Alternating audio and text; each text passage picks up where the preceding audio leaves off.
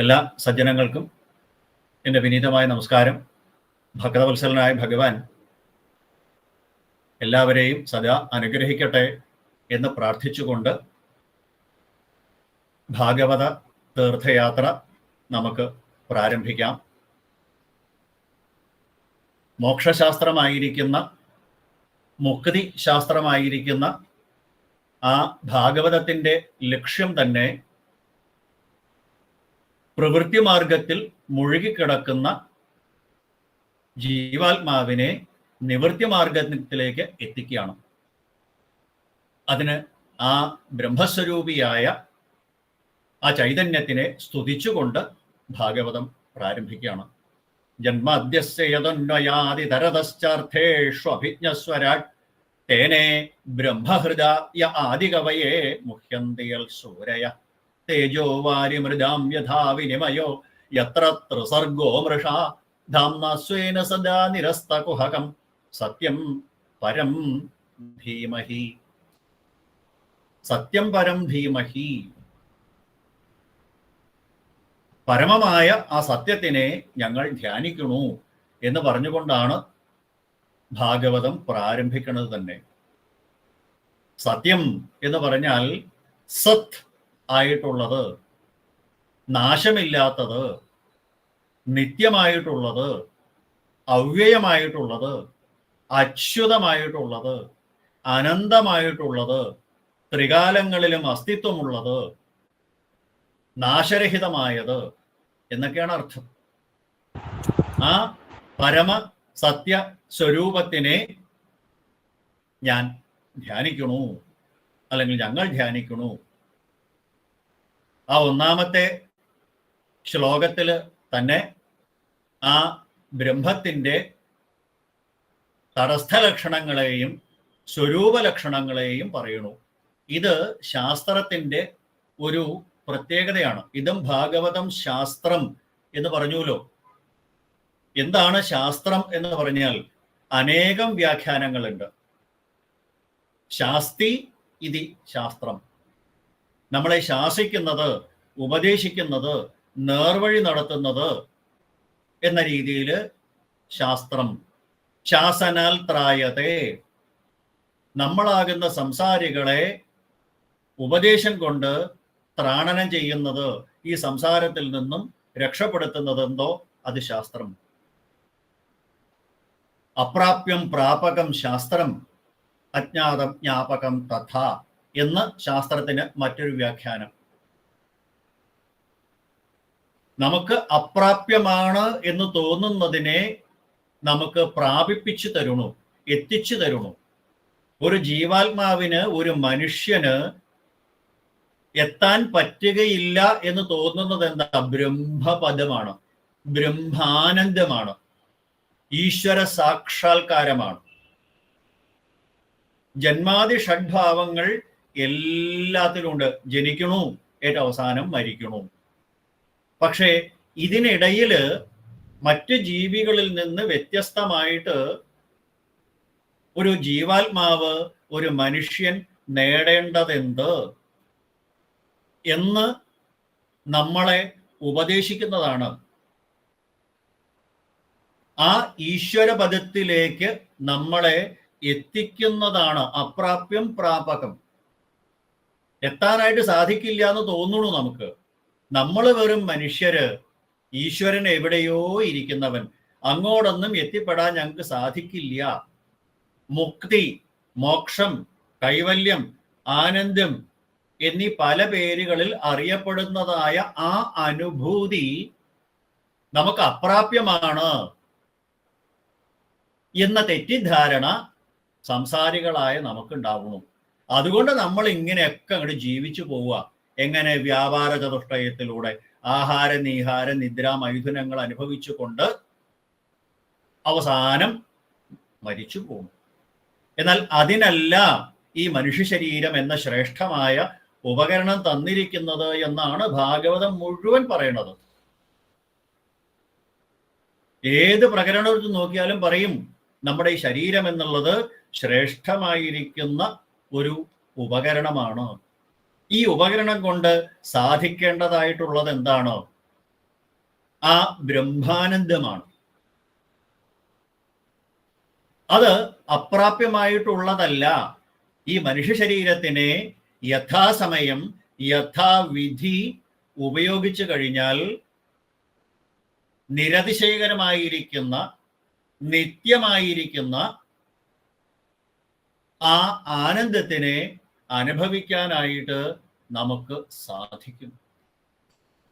ഇതാണ് അപ്രാപ്യം പ്രാപകം ശാസ്ത്രം. ആ ശാസ്ത്രത്തിലൂടെ, ഭാഗവതം എന്ന ശാസ്ത്രത്തിലൂടെ നമ്മൾ പ്രവേശിക്കുമ്പോൾ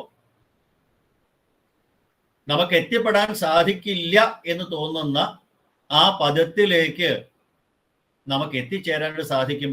ഒരുപാട് ഒരുപാട് ഒരുപാട് ഒരുപാട് ഭക്തശിരോമണികളുടെ കഥ നമുക്ക് ഭാഗവത്തിൽ ഇനി കാണാം. അപ്പൊ നമ്മൾ വെറും മനുഷ്യരല്ല, ഈശ്വരസ്വരൂപികളാണ് എന്ന സ്റ്റാറ്റസിലേക്ക് നമ്മളെ എത്തിക്കണം. അമൃതസ്യ പുത്ര എന്ന് ശ്രുതികൾ നമ്മളെ വിളിക്കുന്നത് പോലെ നമ്മൾ ആരും മരണമുള്ളവരല്ല.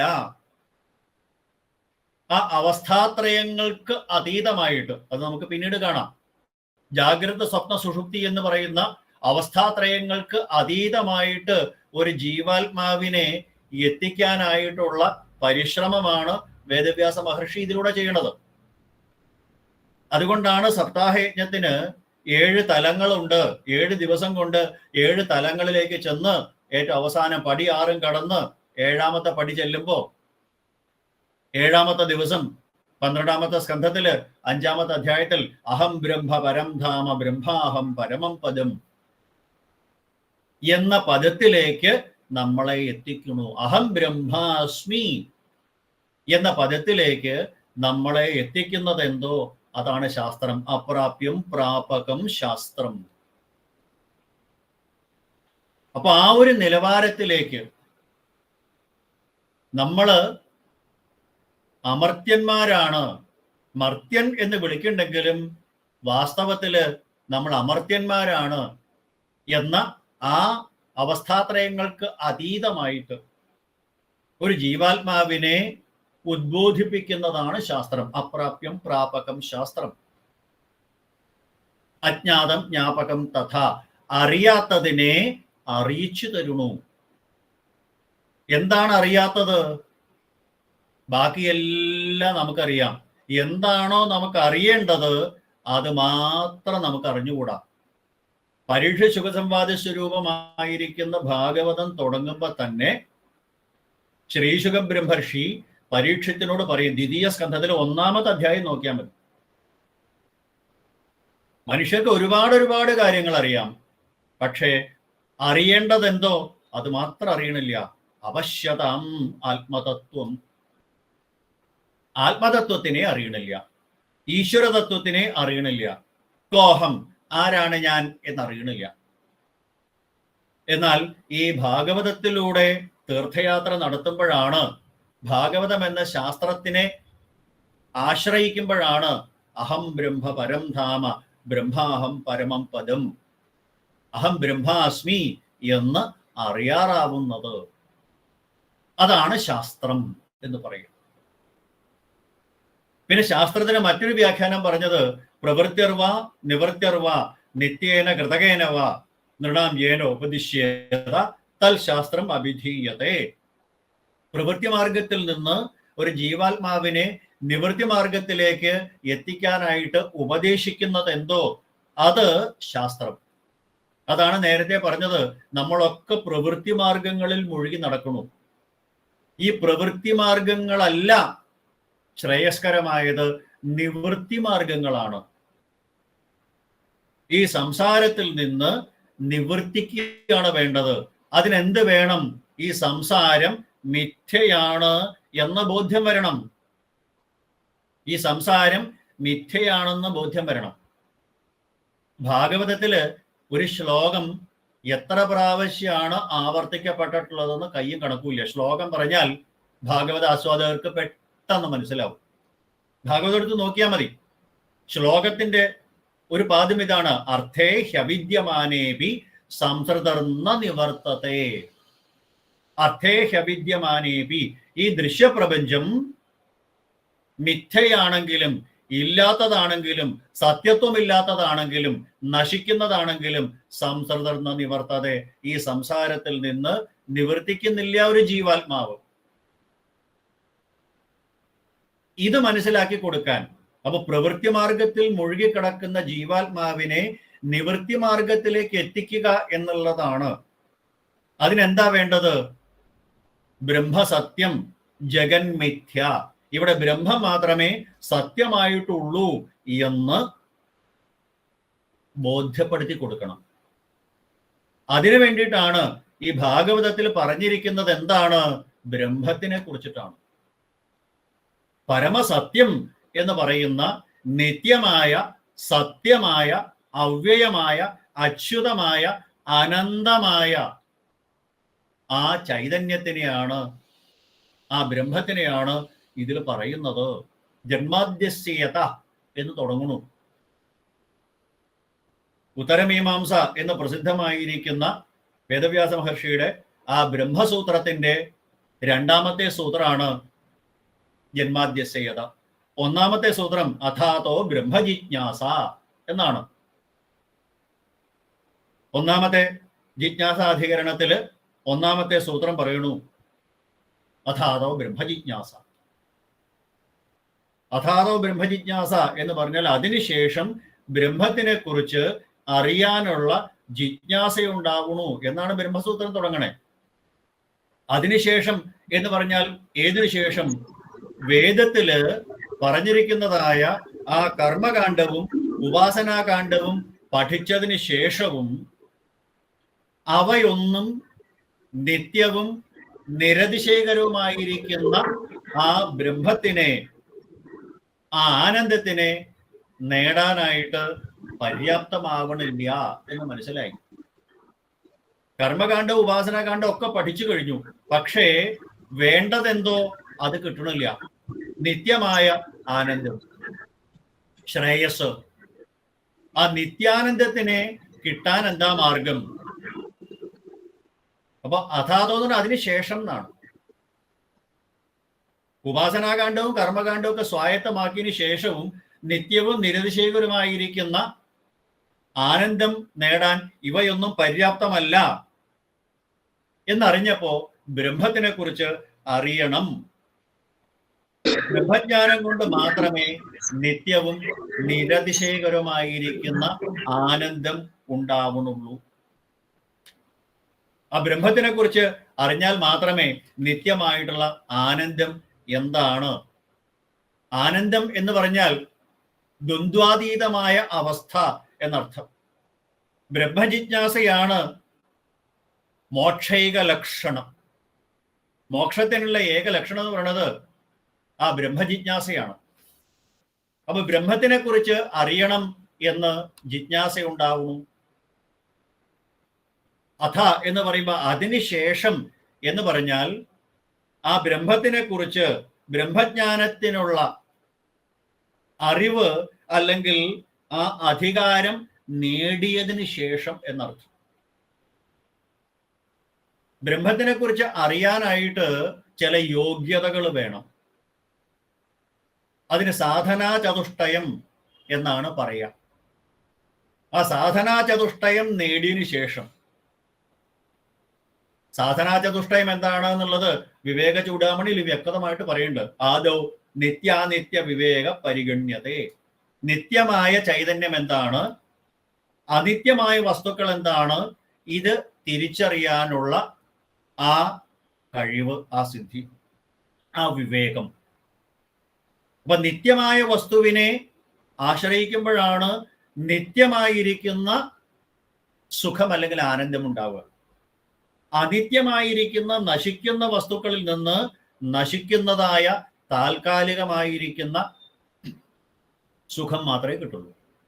അപ്പൊ നിത്യമായ വസ്തു എന്താണ്, അനിത്യമായ വസ്തു എന്താണ്, ഇത് തിരിച്ചറിയാനായിട്ട് സാധിക്കണം. അതാണ് വിവേക ചൂടാമണിയിൽ ആചാര്യസ്വാമികൾ പറഞ്ഞത്. പിന്നെ ആദ്യം നിത്യാനിത്യ വസ്തു വിവേകം ഉണ്ടാവണം. ഇഹാമുത്ര ഫലഭോഗ വിരാഗം, വിരക്തി ഉണ്ടാവുക. പ്രാപഞ്ചിക വിഷയങ്ങളിൽ നിന്ന് വിരക്തി ഉണ്ടാവണം, വിരാഗം ഉണ്ടാവണം. മമതാ നിരാസം ഉണ്ടാവണം. നേരത്തെ പറഞ്ഞതുപോലെ നശിക്കുന്ന വസ്തുക്കളിൽ നിന്ന് നശിക്കുന്ന സുഖം മാത്രമേ ഉണ്ടാവുകയുള്ളൂ എന്നറിഞ്ഞു കഴിഞ്ഞാൽ നശിക്കാത്ത വസ്തു എന്താണ് എന്നറിയാൻ താല്പര്യമുണ്ടാവും, ജിജ്ഞാസയുണ്ടാവും. അതാണ് ബ്രഹ്മജിജ്ഞാസ എന്ന് പറഞ്ഞത്. ഇന്ദ്രിയങ്ങൾ കൊണ്ട് നമ്മൾ അനുഭവിക്കുന്നതെല്ലാം നശിക്കുന്നതാണ് എന്ന് നമുക്ക് കാണാൻ സാധിക്കും. നമ്മുടെ കൺമുമ്പിൽ കാണുന്ന എല്ലാം എല്ലാം എല്ലാം എല്ലാം നശിക്കുന്നതാണ്. അപ്പൊ നശിക്കുന്ന വസ്തുക്കളിൽ നിന്ന് നശിക്കുന്ന സുഖം മാത്രമേ കിട്ടുകയുള്ളൂ എങ്കിൽ നശിക്കാത്ത സുഖം കിട്ടാൻ എന്താ മാർഗം? ജിജ്ഞാസയുണ്ടാവും. അതാണ് നേരത്തെ പറഞ്ഞത് അഥാതോ ബ്രഹ്മജിജ്ഞാസ. അപ്പൊ നശിക്കാത്തൊരു വസ്തു, നിത്യമായൊരു വസ്തു ഏതാണുള്ളത്? നശിക്കുന്ന വസ്തുക്കൾ ഉണ്ടെങ്കിൽ ഈ നശിക്കുന്ന വസ്തുക്കൾക്ക് ആധാരമായിട്ട്, ഉത്ഭവ കേന്ദ്രമായിട്ട്, എല്ലാത്തിനും കാരണമായിട്ട്, സകല വസ്തുക്കൾക്കും കാരണമായിട്ട് ഒരു മൂലകാരണം ഉണ്ടാവണം. അതെന്താണ്? എല്ലാം നശിക്കുന്ന വസ്തുവാണെങ്കിൽ ഈ നശിക്കുന്ന വസ്തുക്കൾ എവിടെ നിന്നുണ്ടാവണു? എന്തുകൊണ്ട് നിലനിൽക്കണു? അവസാനം ഇത് എങ്ങനെ നശിക്കണു? ഇതറിയാനുള്ള ജിജ്ഞാസ ഉണ്ടാവും. അതാണ് അഥാതോ ബ്രഹ്മജിജ്ഞാസ. അപ്പൊ ഒന്നാമത്തേത് പറഞ്ഞത് നിത്യാനിത്യ വസ്തു വിവേകാണ്. അത് തന്നെയാണ് ഭഗവാൻ ഏകാദശ സ്കന്ധത്തിൽ ഉദ്ധവനോട് പറയണത്. ആ ഒരു മനുഷ്യന് നിത്യാനിത്യ വസ്തു വിവേകത്തിനെ ഞാൻ കൊടുത്തിട്ടുണ്ട്. പ്രായണ മനുജാലോകോ ലോകതത്വ വിചക്ഷണ സമുദ്ധരന്തി ഹ്യാത്മാനം ആത്മനൈ വശുഭാശയാൽ എന്ന് ഭഗവാൻ അവിടെ ഉദ്ധവനോട് പറയുന്നുണ്ട്. പ്രകൃതിയിൽ നിന്ന് കിട്ടുന്ന പലതരത്തിലുള്ള സംവേദനങ്ങൾ, ഇന്ദ്രിയങ്ങൾ കൊണ്ടുവരുന്നതിൽ ഏതാണ് ശ്രേഷ്ഠം, ഏതാണ് നികൃഷ്ടം, ഏതാണ് ഗ്രാഹ്യം, ഏതാണ് ത്യാജ്യം, ഇതറിയാൻ ഞാൻ വിവേകം കൊടുത്തിട്ടുണ്ട് ഉദ്ധവ മനുഷ്യർക്ക്. മറ്റ് ജീവജാലങ്ങളിൽ നിന്ന് വ്യത്യസ്തമായിട്ട് ഒരു ഗുണം കൊടുത്തിട്ടുണ്ട്, ഒരു കഴിവ് കൊടുത്തിട്ടുണ്ട്. അതിനാണ് വിവേകം എന്ന് പറയുക. ആ വിവേകം ഉപയോഗിച്ച് നിത്യമായ വസ്തുവിനെ ആശ്രയിക്കണം, അനിത്യമായ വസ്തുക്കളെ തിരസ്കരിക്കണം. അപ്പൊ അനിത്യമായ വസ്തുക്കളോടുള്ള വിരക്തിയാണ് രണ്ടാമത്തേത്. പിന്നീട് മൂന്നാമത്തെ യോഗ്യത എന്താണ്? ബ്രഹ്മജ്ഞാനം നേടാനായിട്ടുള്ള സാധനാചതുഷ്ടയത്തിൽ മൂന്നാമത്തേത് ശമാധി ഷഡ്കസമ്പത്തി. ശമം, ദമം, ഉപരതി, തിതിക്ഷ, ശ്രദ്ധ തുടങ്ങിയിട്ടുള്ള 6 തരത്തിലുള്ള ഗുണങ്ങൾ ഉണ്ടാവണം. ഇതാണ് മൂന്നാമത്തെ യോഗ്യത. ഇതൊക്കെ വിവേക ചൂടാമണിയിൽ ആദ്യം തന്നെ നമുക്ക് കാണാം. ശമാധി ഷഡ്കസമ്പത്തി, 6 തരത്തിലുള്ള ഗുണങ്ങൾ, ശമം, ദമം, ഉപരതി, തിതിക്ഷ, ശ്രദ്ധ തുടങ്ങിയിട്ടുള്ള 6 ഗുണങ്ങൾ ഉണ്ടാവണം എന്ന് പറഞ്ഞു. പിന്നീട് നാലാമത്തേതാണ് മുമുക്ഷുത്വം. മുമുക്ഷുത്വം എന്ന് പറഞ്ഞാൽ മോക്തുമിച്ഛ മുമുക്ഷത, മുക്തി നേടണം എന്ന താല്പര്യം. എന്തിൽ നിന്ന്?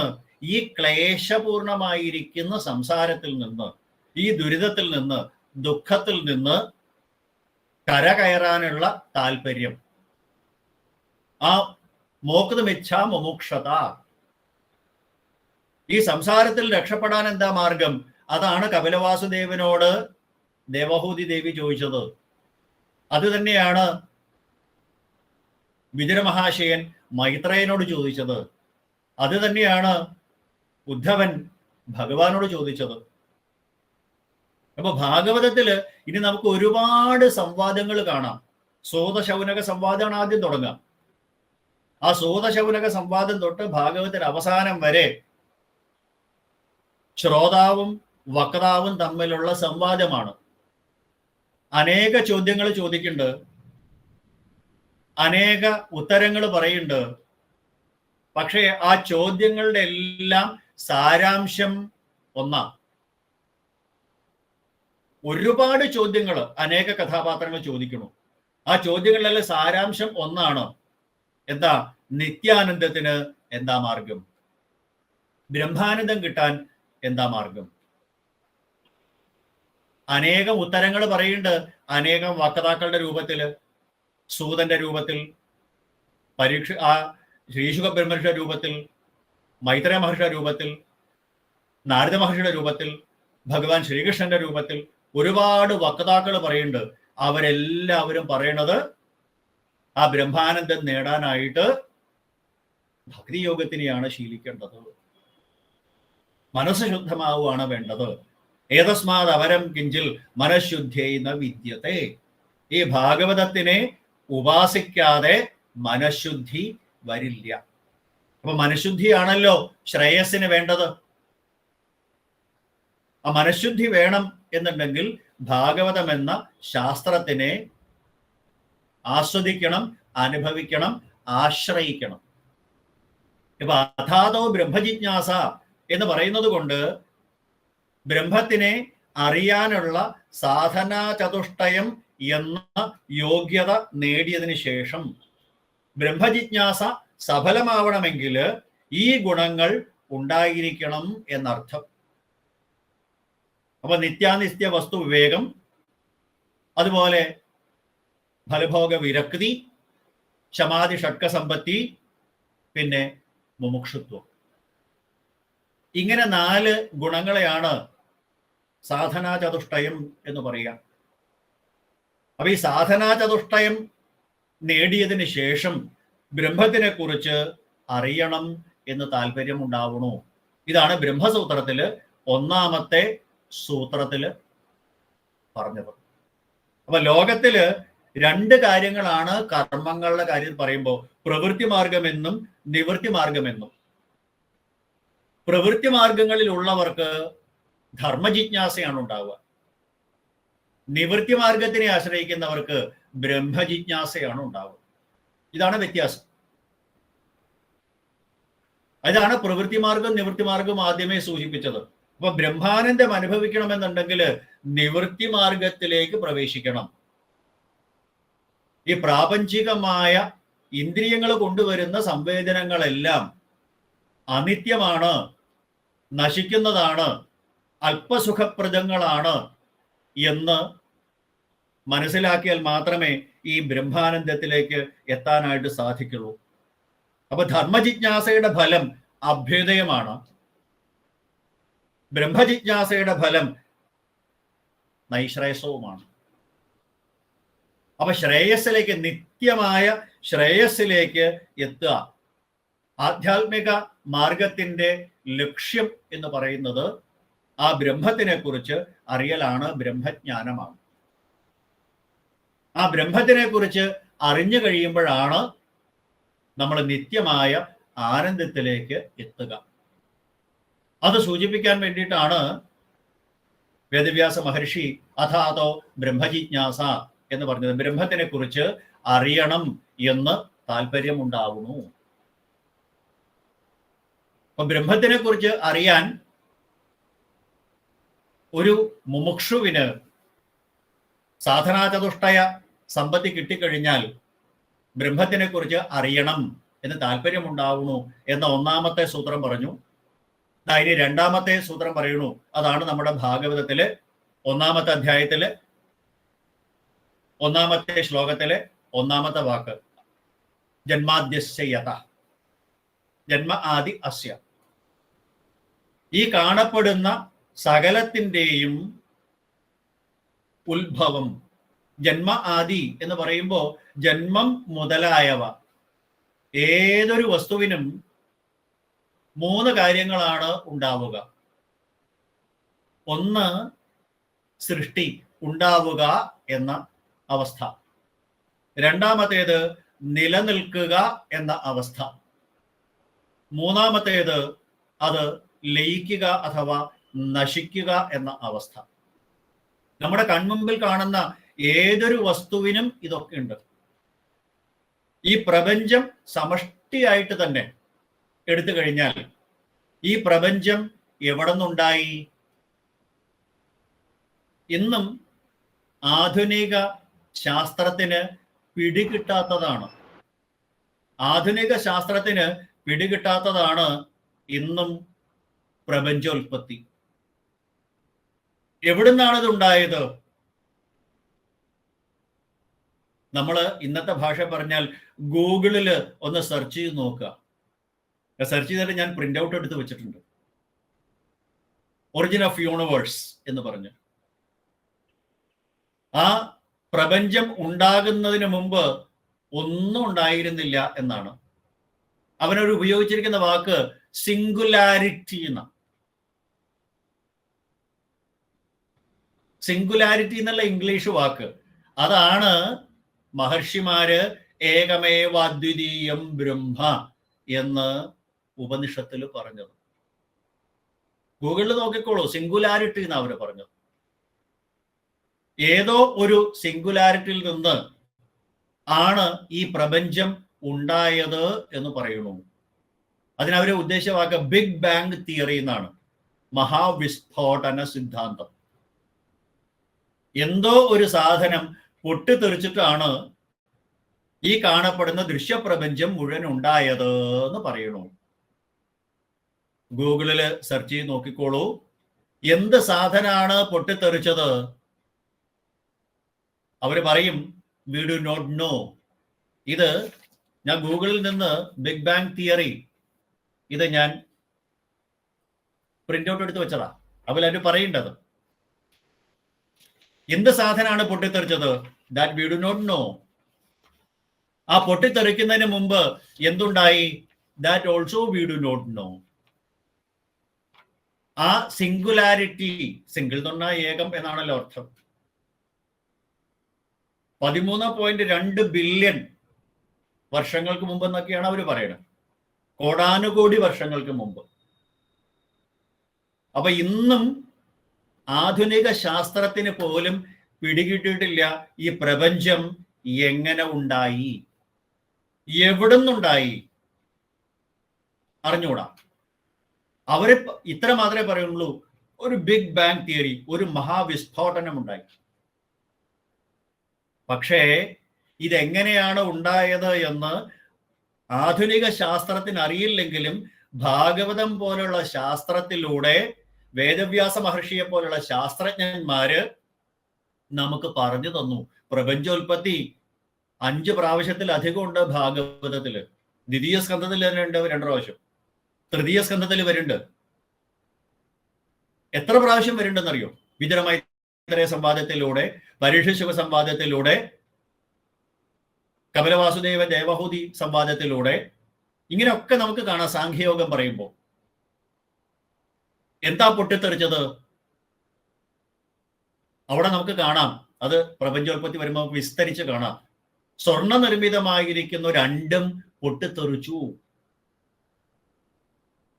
അണ്ഡം നിർഭിത്ത നിർഗത.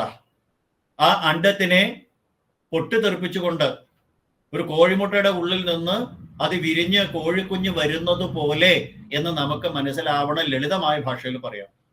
സ്വർണ്ണനിർമ്മിതമായ ആണ്ട്, കാരണജലത്തില് അനേക സംവത്സരങ്ങൾ കിടന്നതായ ആ അണ്ഡം, ഇപ്പോഴത്തെ ശാസ്ത്രജ്ഞന്മാർ പറയുന്ന ആ സിംഗുലാരിറ്റി, അത് പൊട്ടി. മഹാവിസ്ഫോടന സിദ്ധാന്തം, ബിഗ് ബാങ് തിയറി. അതിൻ്റെ ഉള്ളിൽ നിന്നാണ് സഹസ്രശീർഷാപുരുഷ സഹസ്രാക്ഷ സഹസ്രവാൻ എന്ന് പറയുന്ന ആ ചൈതന്യം ഉണ്ടായത്. വിരാട് പുരുഷൻ എന്ന് ഇന്ന് ശാസ്ത്രജ്ഞന്മാർ പറയുന്നു. അതിന് വിദേശീയര്, ഇന്നത്തെ ശാസ്ത്രജ്ഞന്മാര് കൊടുത്തിരിക്കുന്ന പേര് LUCA, last universal common ancestor എന്നാണ്. ലൂക്ക എന്ന പേര് കൊടുത്തിരിക്കണം. ആ യൂണിവേഴ്സൽ കോമൺ ആൻസെസ്റ്റർ, അതിനെയാണ് വേദവ്യാസ മഹർഷിയെ പോലുള്ള മഹാമനീഷികൾ വിളിച്ചത് ഭഗവാൻ, പരമാത്മാവ്, ബ്രഹ്മം എന്നൊക്കെ. ബ്രഹ്മേതി പരമാത്മേതി ഭഗവാൻ ഇതി ശബ്ദത്തെ.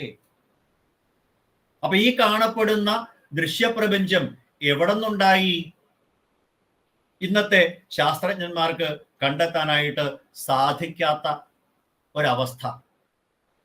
അതിന് തൈത്തിരീയ ഉപനിഷത്ത് പറഞ്ഞു, വേദങ്ങളിലൂടെ പറയണു, ഉപനിഷത്തുകൾ പറയണു, യതോ വാ ഇമാനി ഭൂതാനി ജായന്തേ.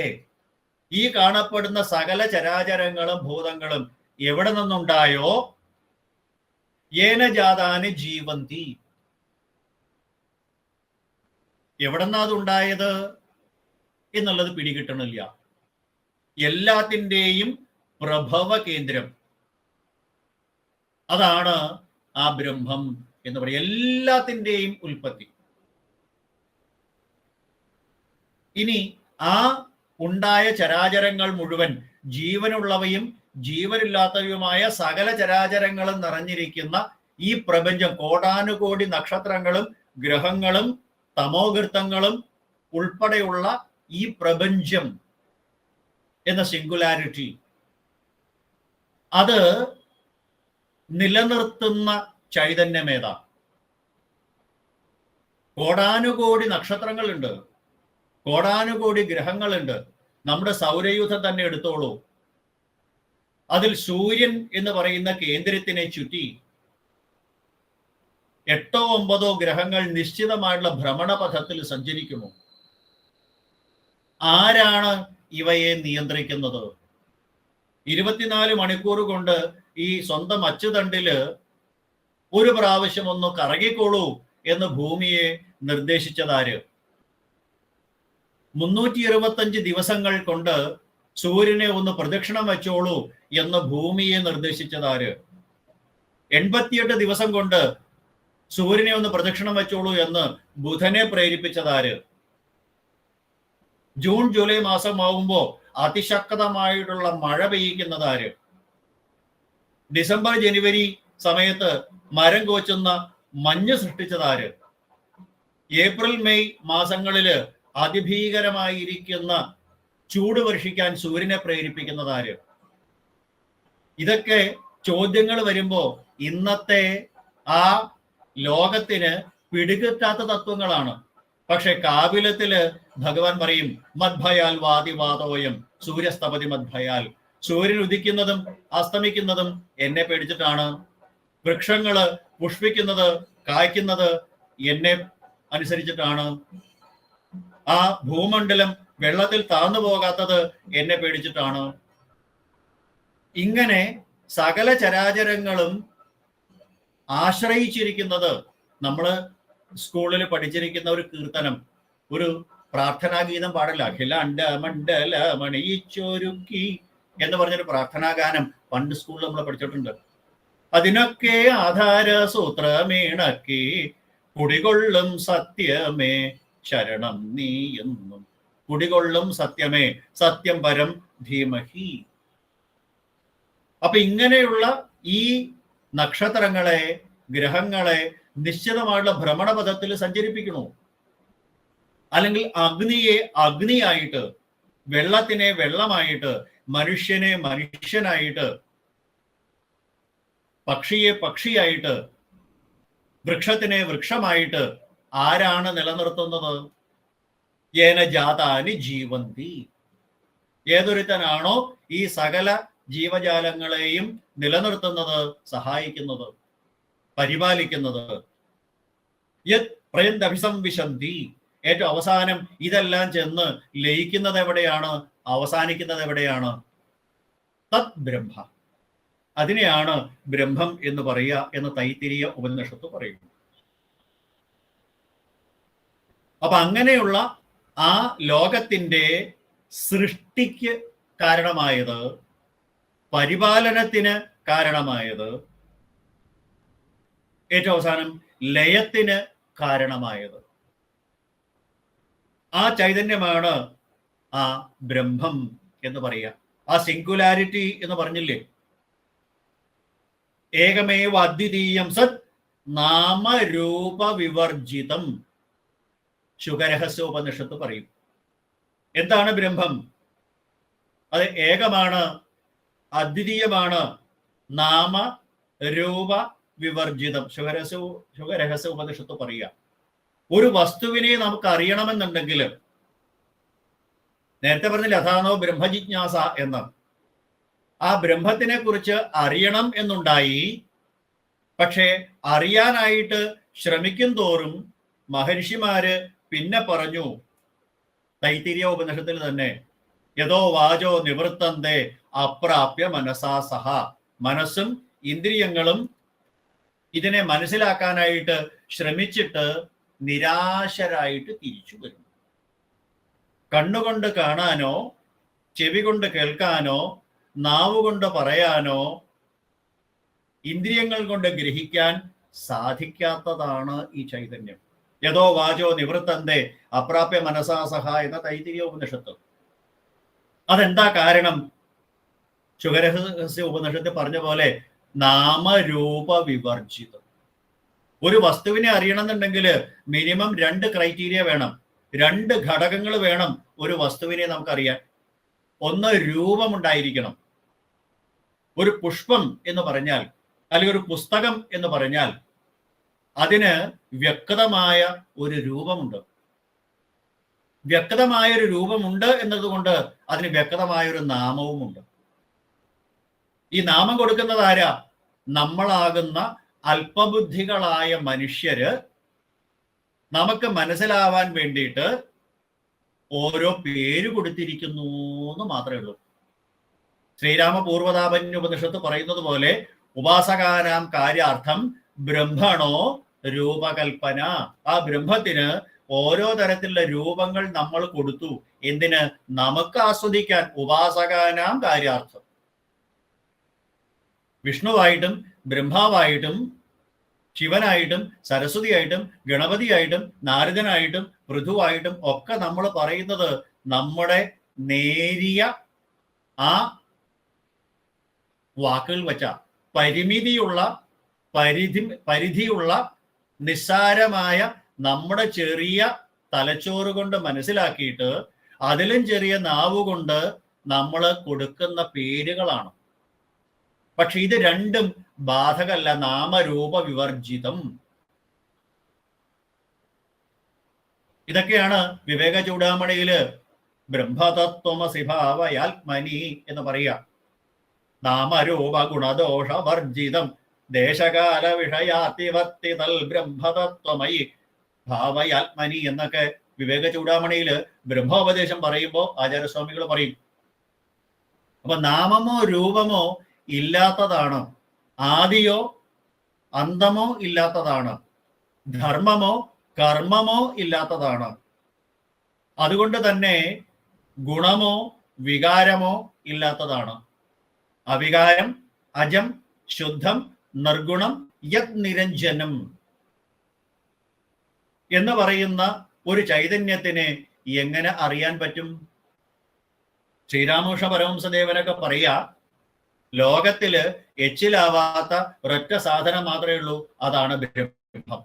കാരണം ബ്രഹ്മം എന്താണെന്നുള്ളത് നാവ് കൊണ്ട് പറയാൻ പറ്റില്ല. നാവ് കൊണ്ട് തൊടുമ്പോഴാണല്ലോ എച്ചിലാവുക. അപ്പൊ ഒരിക്കലും ആ ബ്രഹ്മത്തിനെ നമുക്ക് ഇന്ദ്രിയങ്ങൾ കൊണ്ട് ഗ്രഹിക്കാൻ പറ്റില്ല. അത് ഗജേന്ദ്രന്റെ സ്തുതിയിൽ നമുക്ക് കാണാം. കതീന്ദ്രിയാണാം അനവാപ്യവർമ്മനെ. അസത്തുക്കളായിരിക്കുന്ന വിഷയങ്ങളെ ആസ്വദിക്കുന്ന ഇന്ദ്രിയങ്ങളാൽ ഗ്രാഹ്യമല്ലാത്തവനെ അവിടത്തേക്ക് നമസ്കാരം. ഈ ബ്രഹ്മത്തിന്റെ സകല ഗുണങ്ങളും നമുക്കവിടെ കാണാം. ഗുണങ്ങൾ എന്ന് പറയാൻ പാടില്ല, കാരണം ബ്രഹ്മത്തിന് ഗുണങ്ങളില്ല. അപ്പൊ ബ്രഹ്മത്തിനെ വിശേഷിപ്പിക്കുന്നത് ദശമസ്കന്ധത്തിലെ 87-ാമത്തെ അധ്യായത്തിൽ ശ്രുതി ഗീതയില് പരീക്ഷിത്ത് ശ്രീശുക ബ്രഹ്മനോട് ചോദിക്കേണ്ട ഈ ചോദ്യം, വാക്കുകൾക്ക് അതീതമായിരിക്കുന്ന അവർണ്ണനീയമായിരിക്കുന്ന അവാച്യമായിരിക്കുന്ന ഈ ബ്രഹ്മസ്വരൂപത്തിനെ പരിമിതമായ വാക്കുകൾ കൊണ്ട് എങ്ങനെയാണ് പറയാനായിട്ട് സാധിക്കുക എന്ന് ചോദിക്കും. അപ്പൊ നമ്മുടെ വാക്കുകളും ബുദ്ധിയും ഇന്ദ്രിയങ്ങളും എല്ലാം പരിധിക്കുള്ളിൽ നിൽക്കുന്നതാണ്, പരിമിതി ഉള്ളതാണ്. അതുകൊണ്ട് ഈ പരിമിതികളില്ലാത്ത, പരിധികളില്ലാത്ത, ഗുണമില്ലാത്ത ആ വസ്തുവിനെ, ആ ചൈതന്യത്തിനെ മനസ്സിലാക്കാനായിട്ട് ഈ ഇന്ദ്രിയങ്ങൾക്ക് സാധിക്കില്ല. അപ്പൊ ജന്മാദ്യസ്യത എന്ന് പറയുമ്പോൾ എവിടെ നിന്നാണ് ഈ കാണപ്പെടുന്ന ദൃശ്യപ്രപഞ്ചം ഉണ്ടായത്? എന്തിന്റെ ശക്തി കൊണ്ടാണ് ഈ സകല ചരാചരങ്ങളും തനതായ ഭാവത്തിൽ നിലനിൽക്കുന്നത്? ഏറ്റവും അവസാനം ഇതെല്ലാം എവിടെ ചെന്ന് ലയിക്കുന്നു? കോടാനുകോടി നക്ഷത്രങ്ങള്, അതുപോലെ തന്നെ ക്ഷീരപഥങ്ങള്, ആകാശഗംഗ എന്ന് വിളിക്കുന്നത്, ഗ്രഹങ്ങളുണ്ട്, നക്ഷത്രങ്ങളുണ്ട്.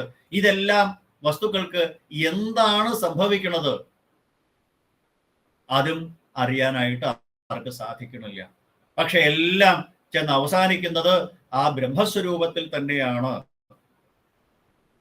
അങ്ങനെയുള്ള ആ സ്വരൂപം സത്യം ജ്ഞാനം അനന്തം ബ്രഹ്മ, തൈത്തിരീയോപനിഷത്ത് പറയും. സത്യമാണ്, അത് ജ്ഞാനമാണ്, അനന്തമാണ്, അതിനെയാണ് ബ്രഹ്മം എന്ന് പറയാമെന്നാണ് തൈത്തിരീയോപനിഷത്ത് പറയുന്നത്. അത് സത്യമാണ് എന്ന് പറഞ്ഞാൽ ത്രികാലങ്ങളിലും അസ്തിത്വമുള്ളതാണ്, അവസ്ഥാത്രയങ്ങൾക്കും അതീതമാണ്. ഭൂതകാലത്തിലും വർത്തമാനകാലത്തിലും ഭൂതം, വർത്തമാനം, ഭാവി 3 കാലങ്ങളിലും അസ്തിത്വമുള്ളതാണ്. അത് ചതുശ്ലോകി ഭാഗവത്തിലെ ദ്വിതീയ സ്കന്ധത്തിൽ നമുക്ക് കാണാം. അഹമേവാസമേവാഗ്രേ ഞാൻ സദസൽ പരം എന്ന് തുടങ്ങുന്ന ചതുശ്ലോകി ഭാഗവതത്തിൽ നമുക്ക് വ്യക്തമായിട്ട് കാണാം. അപ്പൊ സത്യമാണ് എന്ന് പറഞ്ഞാൽ അത് നിത്യമാണെന്നർത്ഥം, അച്യുതമാണ് എന്നർത്ഥം. അപ്പൊ നിത്യമായിരിക്കുന്ന വസ്തു ജ്ഞാനസ്വരൂപമാണത്. അത് അറിവാകുന്ന സ്വരൂപമാണ്, ബോധസ്വരൂപമാണ്. ശുദ്ധ ജ്ഞാനസ്വരൂപോഹം കേവലോഹം സദാ ശിവ എന്നൊക്കെ അധ്യാത്മോപനിഷത്ത് പറയും. ബോധസ്വരൂപമാണ്, എല്ലാത്തിനെയും അറിയുന്ന അറിവാണത്. അപ്പോൾ സത്യം ജ്ഞാനം അനന്തം, അത് അനന്തമാണ്. തൈത്തിരീയോപനിഷത്ത് അങ്ങനെയാ പറയാ. അതിന് തുടക്കമില്ല, ഒടുക്കമില്ല. എവിടെയാണ് തുടങ്ങിയത്, എവിടെയാണ് അവസാനിച്ചത് പറയാൻ പറ്റില്ല. ഇങ്ങനെ ജന്മാദ്യസ്യത എന്ന് പറയുന്ന ആ ബ്രഹ്മേതി പരമാത്മേതി ഭഗവാൻ ഇതി ശബ്ദതേ, ഭക്തന്മാര് അതിനെ ഭഗവാൻ എന്ന് പറയുന്നു, യോഗികൾ അതിനെ ബ്രഹ്മം എന്ന് പറയുന്നു. ഓരോരുത്തർ ഓരോ തരത്തിൽ പറയാം. ഏകം സദ് വിപ്രാ ബഹുധാ വദന്തി, ഒന്നിനെ തന്നെ പലതായിട്ടാ പറയുക. അപ്പൊ ജന്മാദ്യസ്യത എന്ന ഒരു പദം കൊണ്ട് ലോകത്തിന്റെ സൃഷ്ടി സ്ഥിതി ലയങ്ങൾക്ക് കാരണഭൂതമായിരിക്കുന്ന ചൈതന്യമേതോ ശക്തി സ്രോതസ്സേതോ അതിനെ ഞങ്ങൾ നമസ്കരിക്കുന്നു. അങ്ങനെ ആ സത്യം ഏകപദം ബ്രഹ്മ, ആ ബ്രഹ്മം എന്ന് പറയുന്ന ആ സത്യം എന്ന് പറയുന്ന ഏകപദമാണ്, രണ്ടും ഒന്ന് തന്നെ. സത്യം എന്ന് പറഞ്ഞാൽ ബ്രഹ്മം, ബ്രഹ്മം എന്ന് പറഞ്ഞാൽ സത്യം. നശിക്കാത്തത് എന്തോ അതാണ് ബ്രഹ്മം, ബ്രഹ്മമായിട്ടുള്ളത് എന്തോ അത് മാത്രമേ സത്യമായിട്ടുള്ളൂ. അപ്പൊ സത്യം എന്ന് പറയുന്നതും ബ്രഹ്മം എന്ന് പറയുന്നതും ഒന്ന് തന്നെയാണ്. അങ്ങനെ ഇരിക്കുന്ന ആ പരമ സത്യത്തിനെ പരാൽ പരതരോ ബ്രഹ്മ, എല്ലാത്തിൻ്റെയും ഉപരിയായിട്ട് കാണുന്നതാണ് ആ ബ്രഹ്മം എന്നാണ് ശരഭോപനിഷത്ത് പറയും. ഇങ്ങനെ അനേകം ഉപനിഷത്തുക്കളെ ക്രോഡീകരിച്ചുകൊണ്ടാണ് ആ ഒന്നാമത്തെ ശ്ലോകം പ്രാരംഭിക്കുന്നത് തന്നെ. ആ പരമ സത്യസ്വരൂപത്തിനെ ഞങ്ങൾ ധ്യാനിക്കണു എന്ന് പറയുന്നു. ആദ്യത്തെ ഒരൊറ്റ പദം മാത്രമേ നമ്മളൊന്ന് ചെറുതായിട്ടെങ്കിലും അനുസ്മരിച്ചുള്ളൂ. ലോകത്തിൻ്റെ സൃഷ്ടി സ്ഥിതി ലയങ്ങൾക്ക് കാരണഭൂതമായിരിക്കുന്ന വിശ്വാധാരമായിരിക്കുന്ന വിശ്വാകാരമായിരിക്കുന്ന ആത്മയോനിയായിരിക്കുന്ന ആ ബ്രഹ്മത്തിനെ ഒരു വിശേഷണത്തിലൂടെ പറയണു. ഒന്നാമത്തെ വിശേഷണം, ബ്രഹ്മത്തിന് വിശേഷണങ്ങളില്ല. വീണ്ടും വീണ്ടും ഞാൻ പറയാണ്, വിശേഷണങ്ങളോ നാമങ്ങളോ രൂപങ്ങളോ ഒക്കെ നമ്മൾ കൽപ്പിച്ചു കൊടുക്കുന്നതാണ്. ബ്രഹ്മത്തിന് ഇതൊന്നുമില്ല. ഇത് മനസ്സിലാക്കാൻ വേണ്ടി നമ്മൾ കൽപ്പിക്കണു. അല്പബുദ്ധികളായ നമുക്ക്, സംസാരികളായ നമ്മൾക്ക്, പരിമിതിയുള്ള നമ്മുടെ ഇന്ദ്രിയങ്ങൾ കൊണ്ട് മനസ്സിലാക്കാൻ വേണ്ടി നമ്മൾ പറയുന്നതാണ് വിശേഷണം എന്ന്. അപ്പൊ അങ്ങനെ അനേകം വിശേഷണങ്ങൾ കൊണ്ട് നമ്മൾ മനസ്സിലാക്കാൻ ശ്രമിക്കണം.